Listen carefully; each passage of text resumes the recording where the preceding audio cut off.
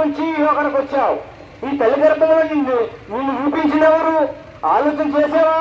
ఎప్పుడైనా ఒక్కసారి ఆలోచించేవి. తల్లి గర్భంలో రూపింపజేసిన వాడు దేవుడు. ఆయన దగ్గరకు మళ్ళీ వెళ్ళాలి. నువ్వు ఆయన దగ్గరికి వెళ్తున్నావా? ఆలోచించేయి, ఒక్కసారి ఆలోచించేయి. చిన్న ఉదాహరణ మీకు చెప్తున్నాను, వినండి. ఒక వస్తువు తయారు చేసినప్పుడు ఆ వస్తువు మళ్ళీ రిపేర్స్ ఎక్కడికి వెళ్ళాలి? తయారు చేసిన వారి దగ్గరికి వెళ్ళాలి, అవునా కదా? అయితే ఆ బండి, ఆ వెహికల్ తుప్పు పట్టిపోతే అది ఏమవుతుంది? మళ్ళీ వెళ్ళి ఆ వెహికల్ దగ్గరికి ఇస్తే అది బాగు చేయగలరా? బాగు చేయలేడు. అయితే ఏం చేస్తుంది? అది అగ్నికి వేయబడుతుంది, అది కరిగించబడుతుంది. నీ జీవితం, నా జీవితం కూడా అంతే.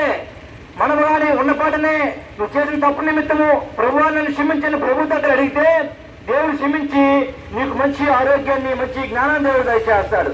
అటు కాకుండా తప్పు మీద తప్పు చేస్తూ ఏమి కాదులే, నా జీవితం నా ఇష్టం, నా ఆలోచన నా ఇష్టము, నా శక్తి నా ఇష్టము నువ్వు విరమింటే తప్పు పట్టిన జీవితము మన జీవితము. మళ్ళీ క్షమాపణ కోరినా క్షమాపణ పొందుకోలేము.